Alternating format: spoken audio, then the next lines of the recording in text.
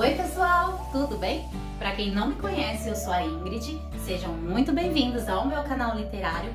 Sintam-se à vontade para deixar seu like, comentar, compartilhar e antes de falar da resenha de hoje, quem não é inscrito, se inscreva aqui no canal para que eu possa continuar trazendo sempre conteúdos novos aqui para vocês, ok?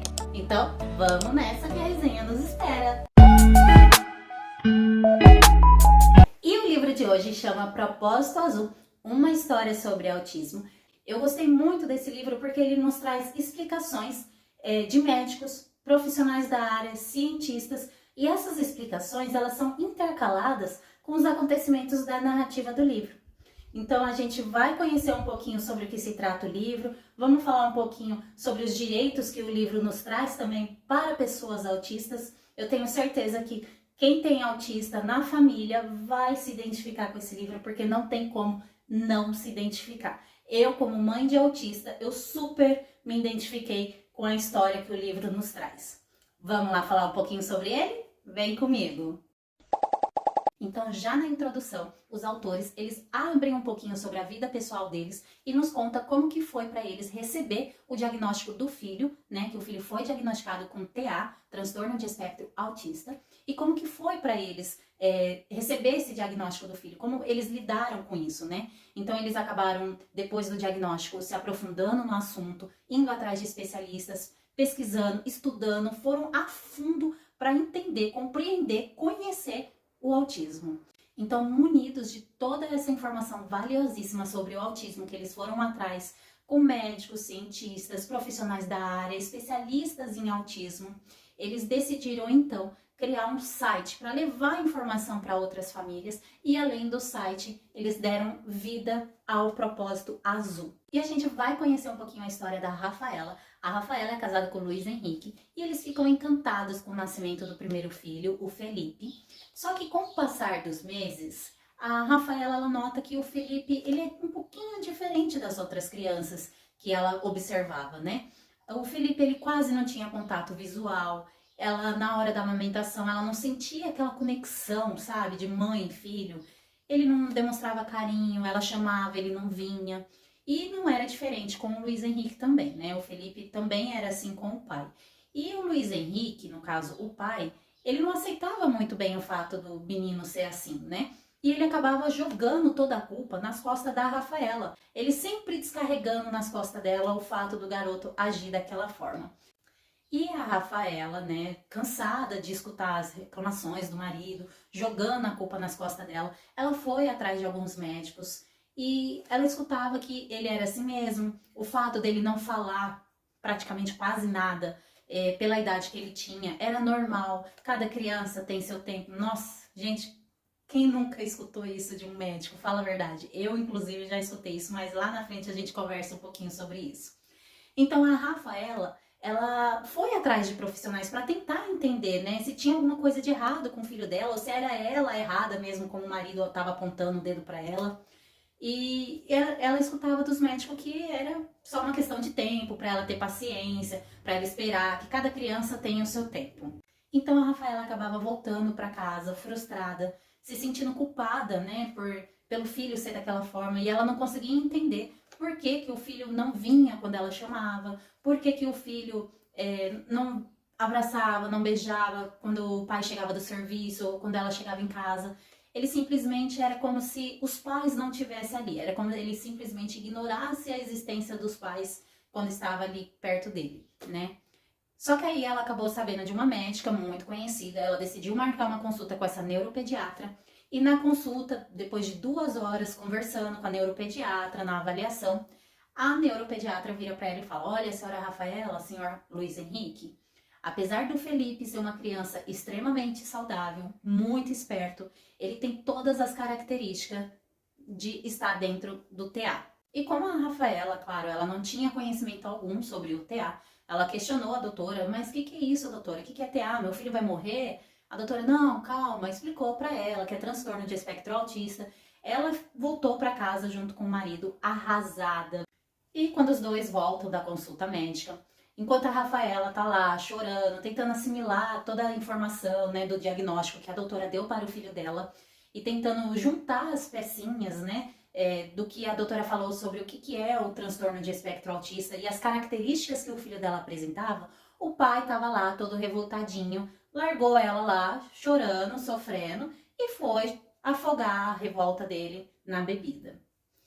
Não bastasse tudo isso que a Rafaela estava passando por esse momento delicado, no dia seguinte ela recebe uma notícia que acaba virando a vida dela de ponta cabeça, de pernas pro ar, que abalou ela totalmente. Só que quando ela caiu em si, ela falou, não, espera, eu preciso reagir, eu preciso fazer alguma coisa pelo meu filho, porque é meu filho. E é aí que chega no momento que eu estava mais esperando no livro, que é a mudança, a reviravolta da Rafaela. O momento em que ela arregaça as mangas e fala, não, eu vou à luta e eu vou à luta pelo meu filho, porque é meu filho. Gente, olha, eu até me arrepio só de falar, só de lembrar desse momento, dessa reviravolta que a Rafaela dá na vida dela pelo filho dela. Ela simplesmente vai à luta, ela busca informação, ela vai atrás. É aquela pessoa totalmente leiga, que não sabia nem o que era TA, acaba se transformando numa pessoa muito rica de informação e muito rica de, como que eu posso dizer, de suporte para o filho dela. Ela vai atrás desse suporte, ela vai atrás das intervenções, porque ela quer ver o filho dela interagindo com outras crianças, ela quer ver o filho dela sendo independente, porque até então ele é dependente para tudo, tudo, tudo, tudo, tudo. Para comer, para usar o banheiro, para trocar de roupa, para tomar banho, para escovar os dentinhos, para tudo, para fazer tarefa. E vem também a luta dela em relação à inclusão escolar. Ela coloca ele numa escola e a escola não aceita muito bem o filho dela pelo fato dele ser autista. Eles não incluem ele nas atividades e isso deixa ela completamente chateada, magoada com a escola. É na onde ela toma uma atitude. Ela fala, não, eu não aceito que o meu filho seja deixado de lado porque ele é autista. Porque quando ele não queria fazer, quando ele ficava irritado, ele simplesmente tirava ele da sala, vai dar uma voltinha e acabava não fazendo atividade, que é um momento importantíssimo para a criança. As atividades escolares, a interação com os coleguinhas, a interação durante a atividade na sala de aula. Então a Rafaela ela vai atrás de todo o suporte, das terapias, de tudo que o filho dela precisa para se desenvolver. Ela vai atrás e a terapeuta, tudo que fala para ela, olha Rafaela, você nessa primeira etapa a gente vai trabalhar dessa forma com o Felipe. Eu preciso que você faça assim com o Felipe. Chegava na casa dela, ela fazia exatamente o que a terapeuta passava para ela. Quando o Felipe atingia aquela etapa, entregava resultados, era hora de dar o próximo passo. Então era uma coisa gradativa. O tratamento do Felipe foi gradativo, porém, em todo momento, a Rafaela, mãe do Felipe, alinhada, agindo, fazendo exatamente o que a terapeuta pedia para ela fazer. E foi aí que ela conseguiu enxergar resultados no Felipe. Ela conseguiu ver a evolução do filho dela. E não só viu a evolução no filho dela, como ela também conseguiu fazer com que a escola enxergasse o Felipe da maneira que ela enxergava o filho dela. Capaz. Capaz de fazer atividade, capaz de interagir, capaz de exercer qualquer tarefinha dentro de sala de aula ou com um coleguinha, porque a escola estava incapacitando o filho dela. Porque não deixava ele participar das atividades, não insistia, não tinha aquela insistência, né? A hora que ele se esquivava, não queria fazer, não tinha aquela insistência, aquele, vamos dizer assim, aquele jeitinho de lidar com a criança, insistir, fazer com que a criança desperte o interesse de fazer, não tinha, simplesmente não tinha na escola. E a Rafaela levou a terapeuta do filho dela lá na escola, a terapeuta conversou, explicou, falou sobre o autismo, tudo que era de informação valiosíssima que a escola precisava saber sobre o autismo para conscientizar a escola e os outros pais, a terapeuta fez junto com a Rafaela, na escola do Felipe. Então, gente, foi uma experiência maravilhosa para mim acompanhar a história da Rafaela e do Felipe. Eu fiquei simplesmente tocada, de verdade mesmo. Eu me identifiquei muito com a personagem. Porque assim, a Rafaela, ela foi atrás, ela não desistiu, ela foi atrás para tentar entender o que o filho dela tinha, porque ela sabia que tinha alguma coisa ali, né? Só não sabia o que era. Então ela foi atrás da informação. E a mesma coisa aconteceu comigo. O meu filho, hoje ele tá com 8 anos, e ele teve um diagnóstico muito tarde, na minha opinião foi muito tarde. Foi com 6 anos, hoje ele tá com 8, ele teve diagnóstico com 6. Só que antes do diagnóstico, ele tinha já um laudo de TOD, transtorno opositor desafiador. Para vocês terem ideia, quando o meu filho recebeu o diagnóstico de TOD, foi a primeira consulta que eu tive com esse neuro, primeira consulta. Foi eu, meu marido e levei o nosso filho. Chegou lá, o médico, ele mal olhou na nossa cara. Quando eu falei, olha, o meu filho tá assim, assim, assim, assim, gente, do nada, ele simplesmente virou pra mim e falou assim, ele tem TOD. Mas o que é isso? Eu tive a mesma reação que a Rafaela, eu falei, o que é isso? Ele falou assim, é transtorno opositor desafiador, é criança. Aí começou a me explicar. Então, quando eu cheguei em casa, a primeira coisa que eu fiz, pesquisar, porque eu adoro ler. Então, eu fui pesquisar, claro que eu adoro ler, eu tenho um canal literário, eu fui pesquisar, pesquisei sobre TOD, li livros relacionados ao assunto, e em nenhum momento eu encontrei as características que o meu filho apresentava, em nenhum momento eu encontrei no TOD.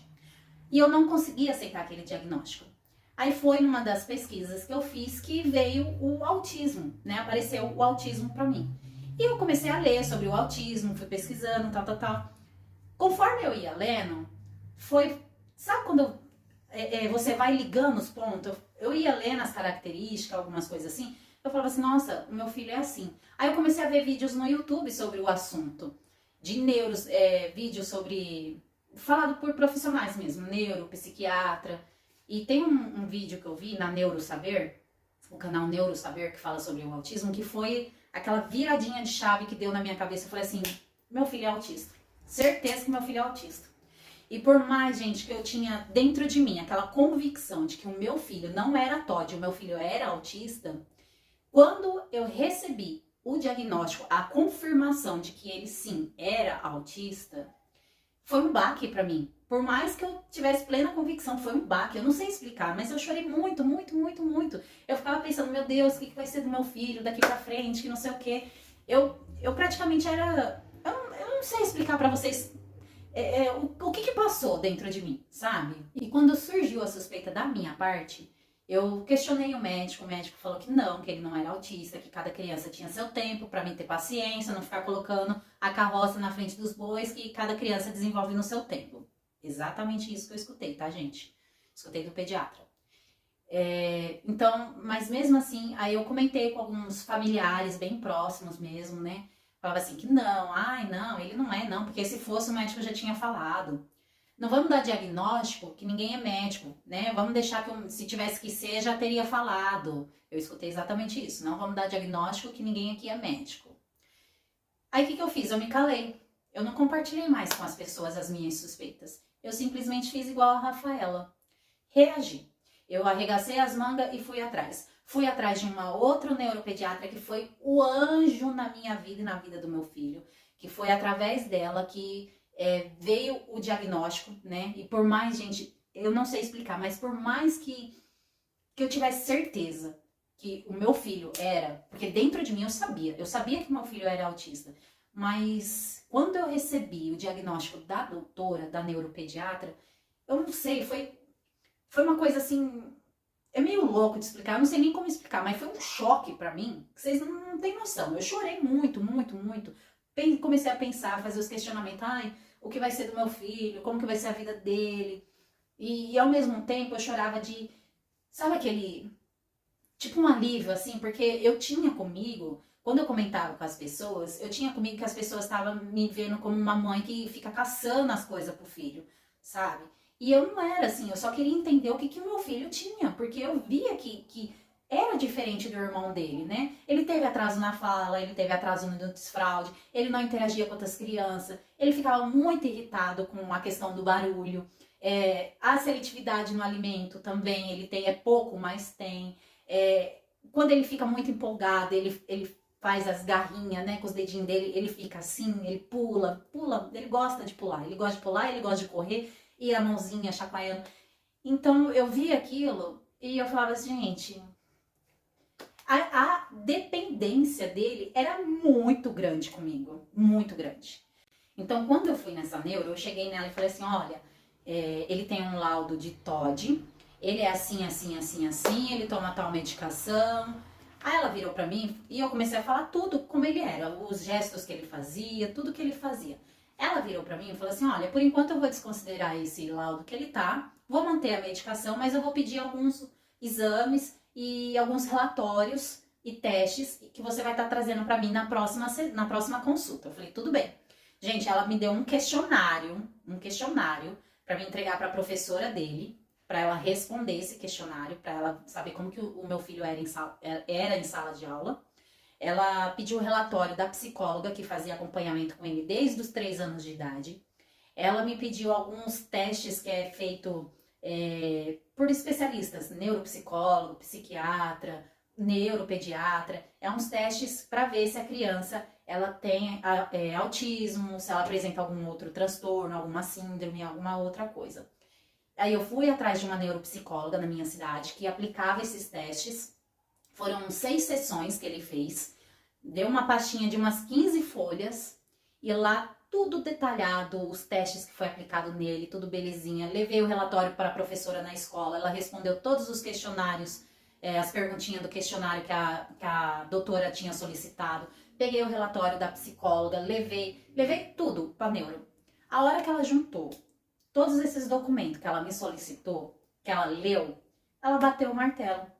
Olha, ele é autista, ele tem transtorno de déficit de atenção com hiperatividade, ele apresentou toque e durante as sessões, de acordo com a avaliação da neuropsicóloga, ele apresentou pensamentos retraídos, negativos, deprimidos e uma autoestima muito baixa e uma desatenção grande. Quando ela falou isso pra mim, gente, foi como se tivesse arrancado das minhas costas, sabe? Todo aquele peso, eu falei, meu Deus, eu não estava enganada, eu estava certa esse tempo todo. E em nenhum momento, nesses testes que ele foi aplicado nele, ele em nenhum momento apresentou o TOD, o transtorno opositor desafiador. Então eu estava tratando um diagnóstico que meu filho nunca teve, para vocês terem ideia. Então o diagnóstico do meu filho veio aos 6 anos de idade. E depois que eu passei com essa médica abençoada, ela me deu aquele norte, assim, ela falou assim, olha, agora a gente vai entrar com as intervenções, que já era para ter entrado com essas intervenções. Então a gente vai fazer assim, assim, assim, assim, você vai passar ele com tal, tal, tal profissional e eles vão te auxiliar e te orientar melhor como que você vai agir com seu filho daqui para frente. Trocou a medicação. Gente, olha, posso dizer para vocês que o meu filho, ele evoluiu muito, muito, muito, muito, porque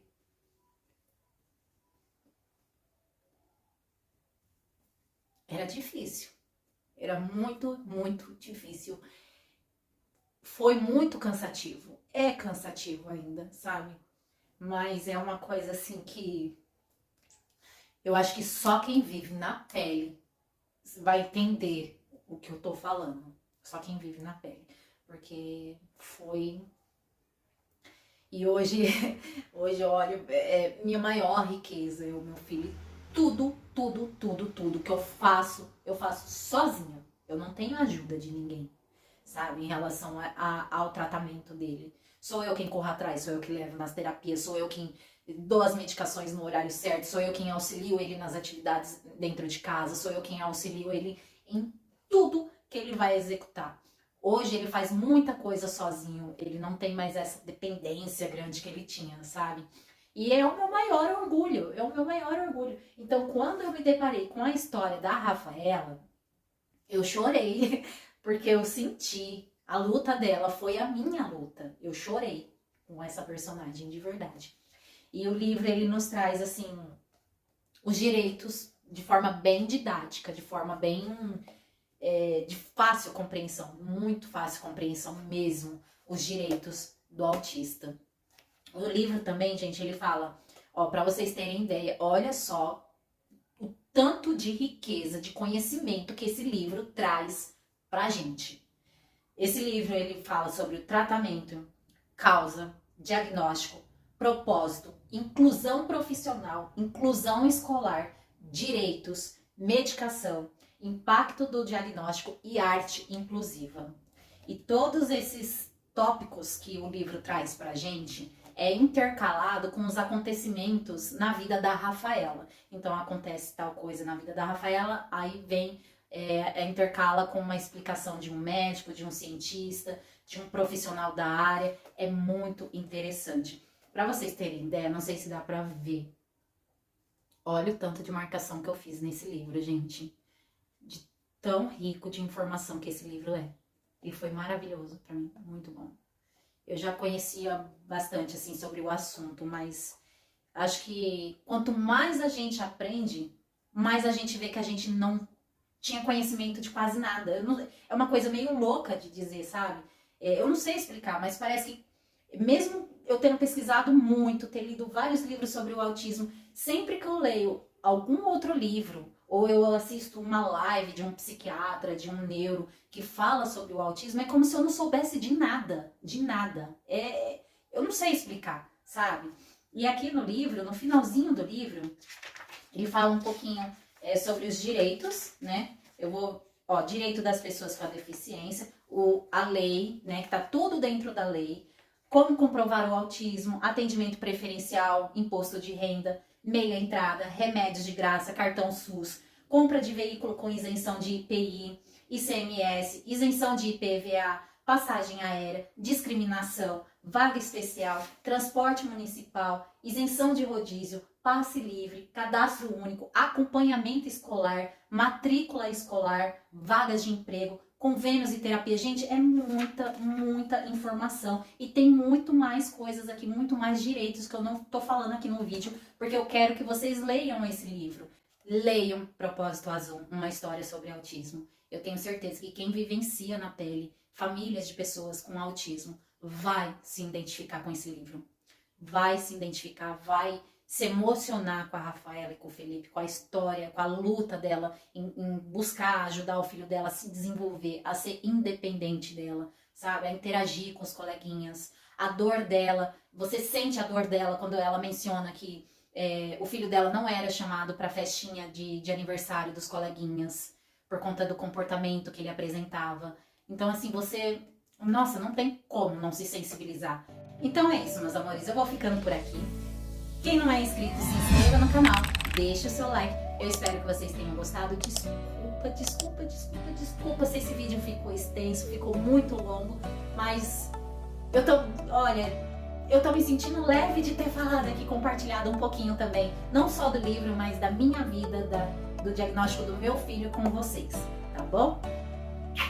Beijo. Eu tenho um Instabook também, eu vou deixar aqui pra vocês, vai aparecer aí na telinha o meu Instabook, me segue lá, tá bom? Pra vocês acompanhar um pouquinho o meu dia a dia, as minhas leituras, dicas de leitura e muito mais, ok?